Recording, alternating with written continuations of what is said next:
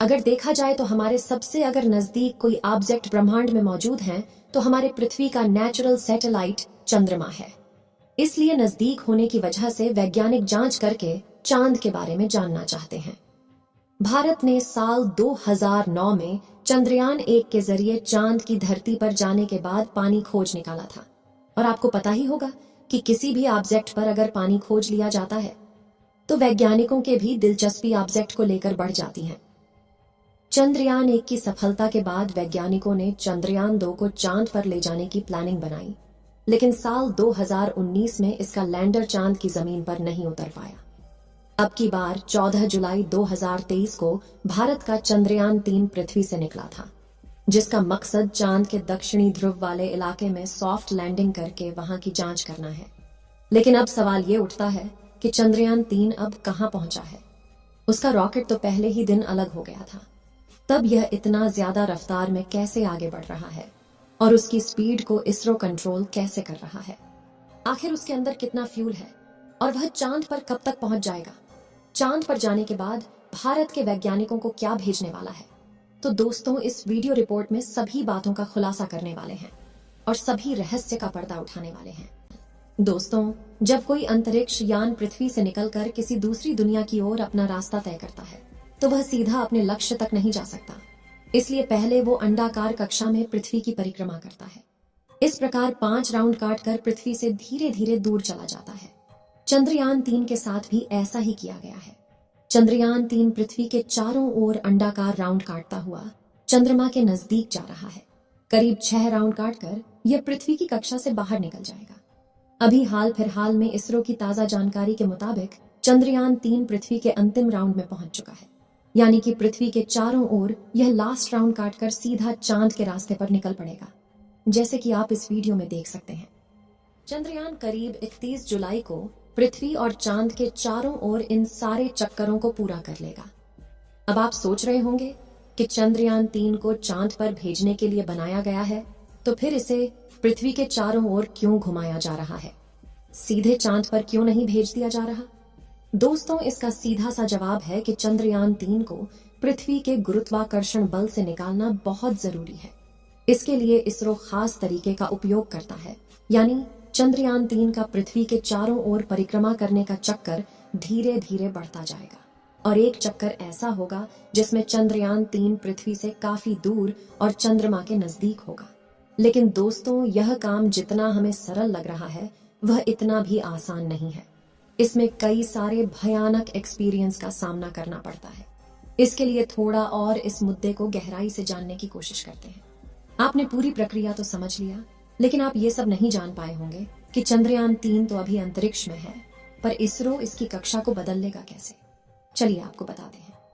दरअसल वैज्ञानिकों को इन बातों के बारे में पहले से ही पता होता है, इसलिए इसरो ने चंद्रयान-3 की दिशा और कक्षा बदलने के लिए उसमें थ्रस्ट लगाए थे। इन थ्रस्टों को चालू करके इसरो चंद्रयान-3 की दिशा और गति को नियंत्रित कर सकता है। एक दिन ऐसा होगा जब चंद्रयान-3 पृथ्वी से 1 लाख किलोमीटर दूर चला जाएगा और फिर आपको यह रास्ता दिख रहा है। चंद्रमा और पृथ्वी के बीच के इस रास्ते पर चंद्रयान मुसाफिर चल पड़ेगा।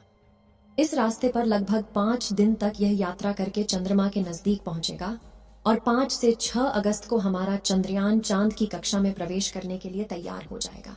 यहाँ पर वैज्ञानिक फिर से वही प्रोसेस अपनाएंगे और मॉड्यूल सिस्टम को चालू करके थ्रस्ट के जरिए इसे चांद की दशा में स्थापित कर दिया जाएगा। राउंड के जरिए धीरे धीरे चंद्रमा के नजदीक चला जाएगा। 17 अगस्त की तारीख को पेलोड लैंडर और रोवर मॉड्यूल से अलग हो जाएंगे और फिर लैंडर और रोवर चांद के अंडाकार कक्षा में आगे आने के बाद वैज्ञानिकों का काम इसकी गति को धीमा करना होगा। इसके लिए चंद्रयान-3 में लगे हुए थ्रस्ट को इसकी गति के उल्टी दिशा में चलाया जाएगा और 23 अगस्त को वह दिन आएगा जब यह चंद्रयान मुसाफिर चांद की सतह पर सफलतापूर्वक उतर जाएगा। वैज्ञानिकों ने किसी भी समस्या से बचने के लिए कई अलग रास्ते की खोज की है। लैंडर और रोवर को पहले से कहीं ज्यादा मजबूत बनाया गया है, जिसमें चंद्रयान-2 जैसी किसी भी गलती के बारे में बचा जा सके। और तो आपको पता है कि भारत में इससे पहले 2 चंद्रयान चांद पर भेजे जा चुके हैं। यह तीसरा मुसाफिर है। चांद पर ध्रुवीय इलाकों में शोध करने के लिए गया है। लैंडर के अंदर से रोवर निकलकर चांद के उस गड्ढे वाली जमीन के ऊपर चलेगा और वहां से कई बड़े बड़े खुलासे करने वाला है। और पूरी दुनिया की बेस्ट एजेंसियों की नजर है, क्योंकि सभी वैज्ञानिक चांद के क्षेत्र से अनजान हैं। आज से पहले जिस देश ने भी वहां पर जाने की हिम्मत की है, उसका मिशन वहां जाने से पहले फेल हो गया। लेकिन इस बार भारत पूरी तैयारी के साथ चांद पर उतरा है। अब आप सोच रहे होंगे कि इसके अंदर ऐसा कौन सा फ्यूल है जो इसे ब्रह्मांड के अंदर चला रहा है। इस समय चंद्रयान 3 अंतरिक्ष में इस रफ्तार से चल रहा कि अगर उसकी कमान में थोड़ी सी भी गलती हो जाए तो फिर बहुत बड़ी दिक्कत हो सकती है। चंद्रयान 3 14 तारीख को लॉन्च हुआ था। उसके 16 मिनट बाद यह पृथ्वी के कक्षा में पहुंच चुका था। और यह भी आपको पता होगा कि अंतरिक्ष यान को पृथ्वी के वातावरण से बाहर निकलने के लिए 1 सेकंड के अंदर 11 किलोमीटर की स्पीड हासिल करनी होती है। इतनी स्पीड इस रॉकेट में लगे बूस्टर और अलग अलग इंजन हासिल कर लेते हैं। अब आपको बता दें कि रॉकेट में जो फ्यूल था वह क्रायोजेनिक स्टेज से अलग होते ही खत्म हो चुका है। मतलब लॉन्च से केवल 16 मिनट के बाद से ही पूरा का पूरा खेल पूरा हो चुका है। अब चंद्रयान 3 चल किससे रहा है? दोस्तों, इस वक्त चंद्रयान 3 3 तरह की एनर्जी से चल रहा है। एक तो उसके अंदर फ्यूल भरा हुआ है, दूसरा सोलर एनर्जी और तीसरा बैटरी। फ्यूल की बात करें तो यहाँ पेट्रोल या डीजल का इस्तेमाल नहीं होता। इसमें एविएशन कैरोसिन का इस्तेमाल होता है, जो हवाई जहाज में इस्तेमाल होता है। बल्कि चंद्रयान 3 में भी सैटेलाइट में यूज होने वाला ब्रॉडबैंड हाइड्रोसील होता है। इसको जलाने के लिए नाइट्रोजन ऑक्साइड का इस्तेमाल किया जाता है। और जब पृथ्वी से 1 लाख किलोमीटर दूर चला जाएगा, चांद और पृथ्वी के बीच के सीधे रास्ते पर चलना शुरू कर देगा। और इसी दौरान इसकी स्पीड, जिसे वैज्ञानिक बस्ती के तौर पर जानते हैं, 40,320 किलोमीटर प्रति घंटा से भी ज्यादा होनी चाहिए। क्योंकि धरती की कक्षा से बाहर जाने के लिए यह बेहद जरूरी है। अगर ऐसा नहीं होता तो हमारी धरती चंद्रयान 3 को वापस अपनी ओर खींच लेगी और यह मिशन बर्बाद हो सकता है। चलिए एक बात और जानते हैं। जब इसरो वैज्ञानिक इसके इंजन को फिर से चालू करेंगे तो इसके प्रोपल्शन मॉड्यूल में 2 बड़े इंजन टैंक लगे हुए हैं, जिनको जलाने से ऊर्जा मिल रही है। इसरो के वैज्ञानिक उस दिन का इंतजार कर रहे हैं जिस दिन चंद्रयान 3 और चंद्रमा अंतरिक्ष में एक लाइन में अंदर आ जाएं।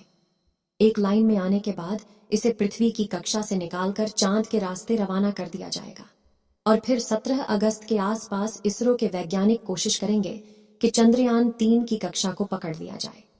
नहीं तो 40,320 किलोमीटर प्रति घंटे की रफ्तार से चंद्रमा को छोड़कर ये आगे निकल सकता है, यानी उससे भी आगे निकल सकता है। और अगर ऐसा हुआ तो सब कुछ बेकार हो सकता है। इसलिए यहाँ पर कदम कदम पर वैज्ञानिकों को सावधानी रखनी होगी। चांद की कक्षा में डालने के लिए चंद्रयान के प्रोपल्शन मॉड्यूल में लगे छोटे छोटे इंजन की मदद से चंद्रयान के इंटीग्रेटेड मॉड्यूल को पूरी तरह से विपरीत दिशा में घुमाया जाएगा। चांद की कक्षा पकड़ने पर धीरे धीरे यह चांद के नजदीक चला जाएगा। 23 अगस्त का दिन वैज्ञानिक अंदाजा लगा रहे हैं कि यह चांद की धरती पर दक्षिणी ध्रुव में उतर जाएगा, जहां पर आज से पहले कोई नहीं गया है। यहाँ तक कि बड़ी बड़ी स्पेस एजेंसी के अंतरिक्ष यान भी इस जगह पर आते ही गिर जाते हैं। वहां पर भारत का यह मुसाफिर चंद्रयान उतरने वाला है। चांद का दक्षिणी ध्रुव ऐसा इलाका है जहां पर गड्ढों की भरमार है। कुछ गड्ढे तो सैकड़ों किलोमीटर गहरे और सैकड़ों किलोमीटर चौड़े हैं। चंद्रयान 3 मिशन में दिलचस्पी इसलिए भी बढ़ जाती है क्योंकि आज से पहले वहां पर केवल ऑर्बिटर पर ही जानकारी ली गई है। अभी तक किसी भी रोवर ने वहां से जानकारी नहीं भेजी है, इसलिए अब भारत ने अपना मिशन वहां पर भेजा है। और जब वहां पर उतरेगा तो वहां पर मौजूद नई नई चीजों के बारे में पता चलेगा। हो सकता है चांद के इस भाग में आम इंसान के फ्यूचर में काम आने वाली कोई बड़ी एनर्जी सोर्स के बारे में पता लग सके, जो आज पेट्रोल और डीजल बहुत बड़ी जरूरत बन चुके हैं। अगर वहां तीसरा एनर्जी सोर्स मिल जाए तो इसकी कमी को पूरा किया जा सकता। चलिए दोस्तों, इस वीडियो को यहीं पर खत्म करते हैं।